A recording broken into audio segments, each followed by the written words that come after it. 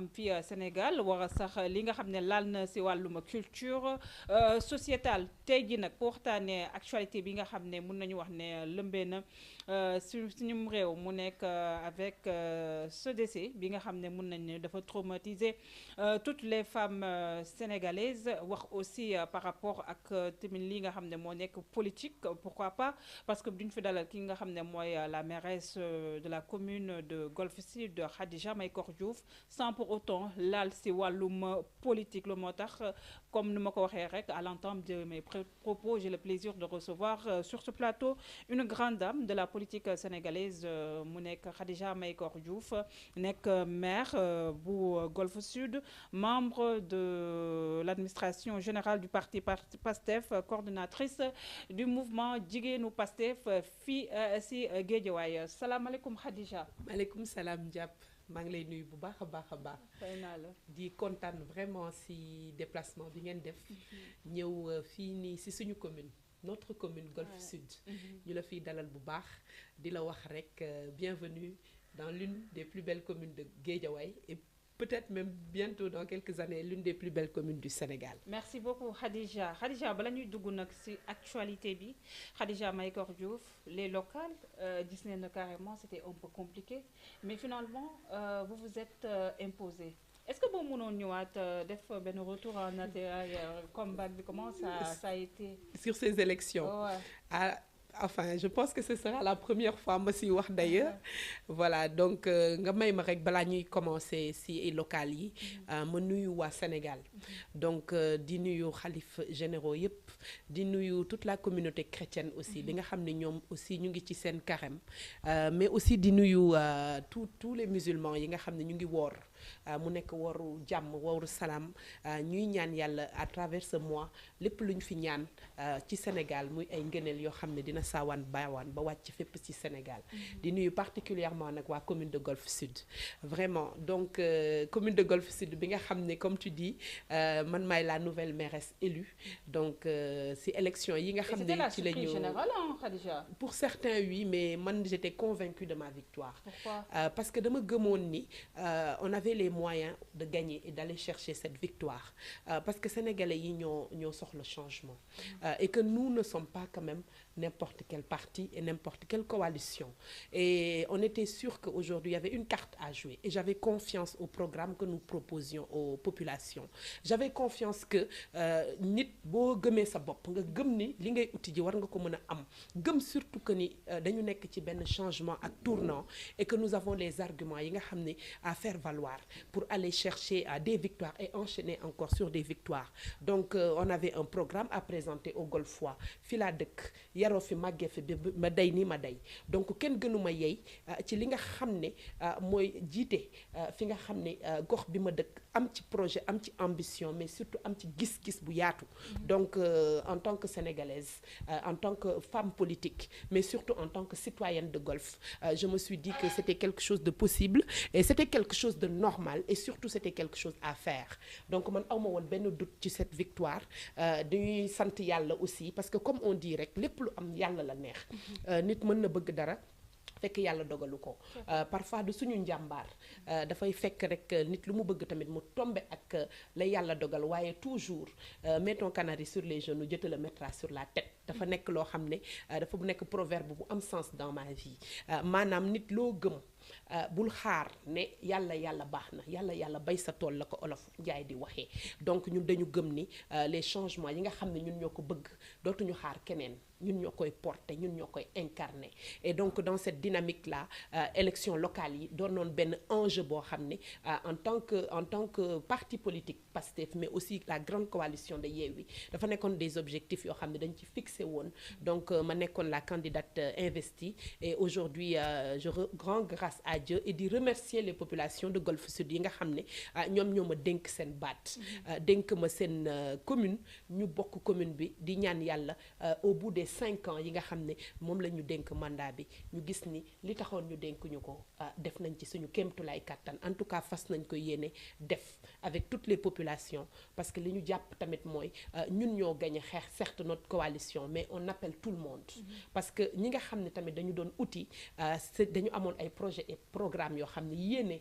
pour commune bi donc tey yàlla ñun la jox victoire mais man li may wax rek c'est la victoire de tous les Golfois et c'est le projet de tous les Golfois maanaam képp ku dëkk Golf Sud projet bi sa projet la képp kuy doomu Golf Sud projet bi sa projet la parce que développer commune du yëfu benn groupe de personnes du yëfu parti du yëfu benn mbooloo bu néew yëfu ñëpp la képp kuy yeewoo ci commune am ci xam-xam am ci gis-gis mën na am da ngay politique wala politico boo indee soobu ci xeex bi ñun ñëpp ñu jàpp defarandoo incha allah suñu commune dina doon une commune de référence dans ce Sénégal. Khadija, de candidate à la mairie de Golf Sud finalement yow yaa nekk ki nga xam ne yaay la mairesse de Golf Sud comment ça se passe par rapport ak liggéey bi la réalité du terrain. Ah, c'est une excellente question, Diab. Parce que li may wax rek toujours mooy soo accès bees la première chose bi ngay def ñun comme on dit ñun dañu issu du monde privé jëlegewuñu ci administration donc c'est notre première rencontre mën naa wax avec l'administration qui a aussi ses réalités mais boo ñëwee da nga d'abord jàng liñ la jox li nga téye lan la parce que loo comprendrewul doo ko réussir. D'où la nécessité de vos séminaires. D'où la nécessité non seulement de nos séminaires mais il y a une étape préalable boo xam ne pour man dafa décisif et important pour nit ki nga xam ne moom la ñu dénk mooy capacité à comprendre liñ la dénk lan la mais surtout à traduire li nga xam ne moom nga bëgg fan nga bëgg a dem ban vision ak ban direction nga bëgg a jëm mais aussi limites yi nga xam ne fekk nga ko fa yan option ak yan proposition de solution nga bëgg a teg pour mën ci dem donc en somme période bii ñu nekk c'était une période de passation parce que bu ñuy wax passation nit ñi dañuy foog ni jour bi ñuy passation de service entre deux maires kese la non ça dépasse ça parce que y a des services qui sont en jeu il y a des dossiers qui sont en cours il y a des comptes à comprendre il y a une gestion antécédente bi nga xam ne moo jiitu ba nga xam ne da nga ko war a comprendre xam yow li nga fi fekk lan la parce que loo xamul base bi départ bi doo xam exactement fan nga mën a jëm ak loolu te c'est très important suñ lay transmettre une mairie nga xam lan nga fa fekk en termes de xaalis en termes de dette en termes de projet en termes de partenariat en termes d'organisation lépp li nga xam ne mu ngi ci mairie bi nan lay doxee personnel bi nan la tëggoo est-ce que tu as les personnes qu'il faut pour le projet que tu veux porter est-ce que tey service yi ni mu fonctionner ak yow programme ak projet de société bi ngay indi c'est adapté donc tout ça dafay nekk li ñuy woowee jàngat maanaam diagnostic bu nga xam ne c'est la première phase importante pour man boo xam ne kenn waru ko rater en tout cas nous on a pendant ces 1 mois et demi voire même 2 mois yi nga xam ne tey ñu ngi fi ci liggéey boobu la ñu nekkoon léegi nag boo paree ci loolu da ngay taxaw nag nga xam exactement yow ban direction nga bëgg a jël parmi les projets yi nga xam ne moom nga am yéene def lan mooy priorité parce que lépp important. Vous pensez que ce projet de campagne bi vous avez beaucoup de projets de campagne yi nga xam ne décliné woon nga ko ci sama plateau ba nga doon amal li nga xam ne mooy rek pour mun a am baatu askan bi est-ce que yaakaar nga ni finalement c'est des projets réalistes. suñu programme dara bougé wu ci li ñu gëm mooy dañu dénk pour ñu tabax sénégalais yoo xam ne dañuy jàng ci école primaire bi li nga xam ne ñun en tant que commune mooy suñu responsabilité de qualité donc dañu war a investir pour am une éducation de qualité à la base loolu ça ne bouge pas et c'est une priorité pour nous dañu war a am sénégalais bu wér ndax nit bu amee njàng am santé dafay jël une sérieuse option pour mën a nekk nit koo xam ne dana amal njëriñ fa mu dëkk nit dafa war a dund ci environnement bu sain environnement de qualité donc loolu aussi dafay indi le cadre de vie et l'environnement bi nga xam ne aussi dans notre programme dafa nekk benn dimension boo xam ne c'est très important pourquoi may insister sur l'environnement parce que tey boo xoolee communes yi ni mu tëggoo en tout cas ñun suñu commune Golf Sud dañu nekk ci environnement boo xam ne c'est à réorganiser c'est surtout à ordonner mais surtout dañ ko war a gën a naatal gën ko rafetal nous avons une commune maanaam commune boo xam ne tey boo amoo espace vert dans la commune de Golf Sud commune boo xam ne tey xale yi suñu bëggee foo amuñu fu ñu foowee tey ñun nous avons une commune boo xam ne dafa positionné wu encore une fois entre le technopôle de Dakar et la plage de Malibu on a 4 kilomètres de plage et on a un technopôle boo xam ne c'est un environnement de rêve parce que commune la boo xam ne stratégiquement fi mu taxaw dafa war a mën a am des opportunités yoo xam ne daf koy permettre pour mu mën a développer territoire bi nga xam ne mooy Golfe Sud. dañu war a mën a am tey commune boo xam ne dañ ciy am ay par exemple espace de sport yoo xam ne dañ koy dédié au sport aménager ko les jeunes suñu bëggee def seen activité sportive ñu am ko. On n'a pas de stade dans cette commune. En fait, ce que je veux dire mooy tey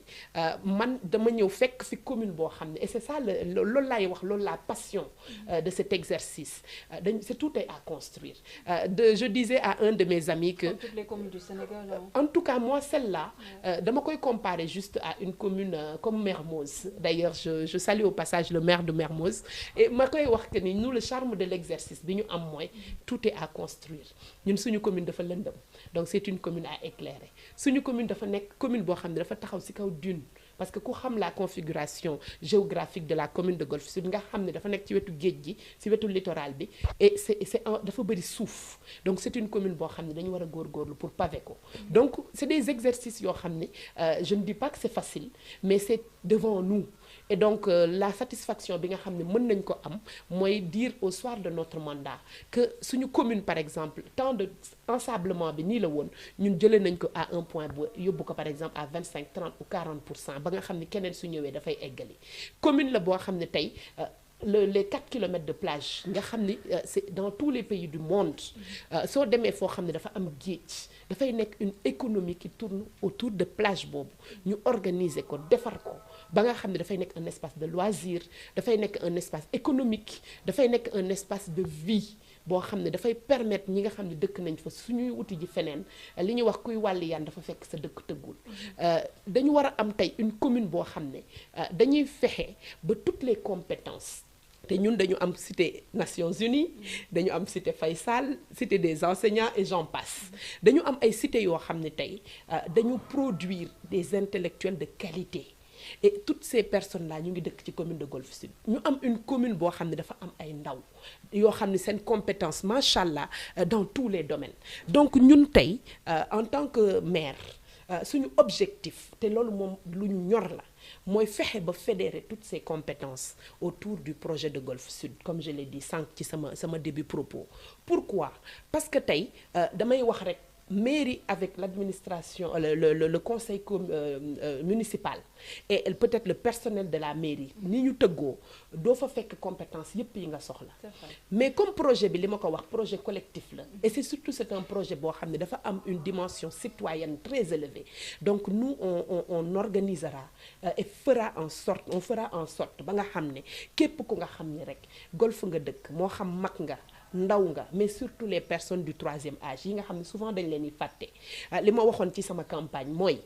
suñu papa yi ak suñu yaay yi ils ont plus de 40 ans de métier et d'expérience dans tous les domaines ñun dañ leen soxla ci li nga xam ne dañ koy def et ça permettra de résoudre un problème bi mooy suñu papa yi ak suñu yaay yi dañuy am ay compétences tëdd di nelaw xëy màgget mar day taali ba dee fekk leen fa alors que nous avons besoin aujourd'hui d'avoir une société qui avance une société boo xam ne dañuy concevoir les projets et les programmes sur la base des compétences donc qu'ils ont déjà des jeunes yu nga xam ne tey dañu toll ci jàng ci xam ci exercer si wane li ñu mën suñ leen boolee ak mag ñooñu nga xam ne dañu am expérience li ma gëm mooy xale ak ndaw boo leen boolee tu vas faire quelque chose d'explosif donc ñun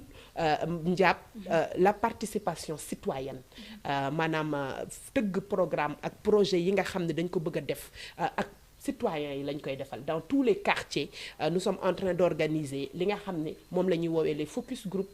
les forats ba nga xam ne dañuy dem dans tous les quartiers recueillir les préoccupations et voir dans quelle mesure mën nañu def un programme éminemment participatif ba nga xam ne lépp li nga xam ne dañ fay mbébét war ko def ci biir 5 ans yi ci population yi lay jóge et je pense que ce sera la meilleure façon ñoom ñu adhérer au projet bi nga xam ne ñun moom la ñu bëgg am ak ñoom ci 5 ans yi mais surtout ñoom ñoo koy porter donc vraiment loolu moom c'est des choses sur lesquelles on est en train de travailler donc juste pour vous dire que moi je suis très contente fi ma nekk parce que tey ñun man dama gëm développement territorial parce que dama gëm ni développement Sénégal suñ ko bëggee tabax il faut que ñu commencer développer les communes les pas que les communes urbaines mais aussi de manière générale toutes les communes am nañ ay ressources am nañ ay richesses am nañ loo xam ne ñoom ñoo ko moomal seen bopp il faut asseoir le développement des communes le développement territorial pour mun a espérer demain construire le Sénégal que nous voulons. Tout à fait Khadija sànq yaa ngi wax par rapport ak placer l'humain yaa ngi wax aussi si manque d'infrastructures